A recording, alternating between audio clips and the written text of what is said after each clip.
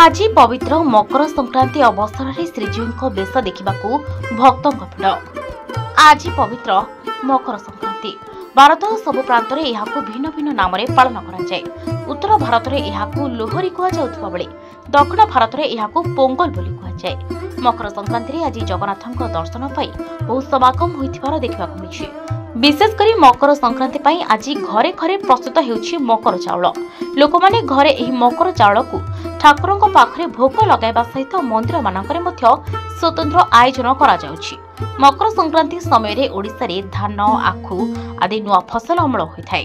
तेणु एही दिन नुआ धानरू प्रस्तुत अरुआ चाउल गुड़ छेना नड़िया कदली घी क्षीर समूह मिश्रण रे मकर चाउल भोग करी प्रथम भोग जगन्नाथ को समर्पण करबा पई जगन्नाथ मंदिर रे भक्त बहु समागम होइथिबार आज देखिबा को मिलिछि।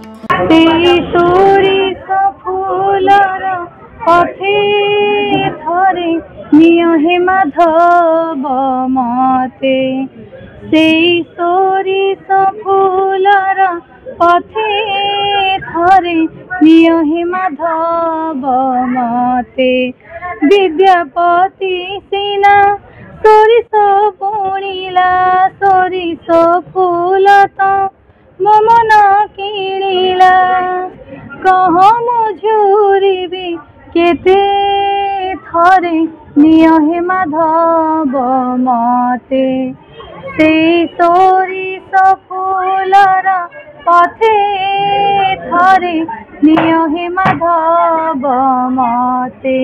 जगतर जगन्नाथ पाखे मोर तो सब कामना रही विश्व केमती शांति रो समस्त केमती भातृत्व भावर सहित रुहतु। आज हूँ जो मकर संक्रांति भगवान पाखे नूतन वस्त्र लगी है। लक्ष्मी माँ भार धरी आसिले माँ घर समस्त घर गुड़िक झुटी अल्पना हो तेलुगु लोक मान एक मुख्य पर्व एवं पारला अंचल आप देखिए ओडिया तेलुगु समस्ते ये बसवास करती तो समस्ते भाईचार सहित ये पर्वटी पालन कर सबू घरे आबाल वृद्ध बनिता समस्त पूजा पर्व मध्य रोचते जमीक आम संस्कृतिर प्रचार करने दरकार। ठीक से मकर संक्रांति आम कौन एक नूतन वार्ता दूसरी किभली भाव में आम पूजा पर्व गुड़ी पालन कर समस्ते एक ऐक्य भाव में एकता भाव में रहा सहित जगतर केमती उन्नति हम। गजपति विवेकानंद बेहरा रिपोर्ट हिरांचल लाइव।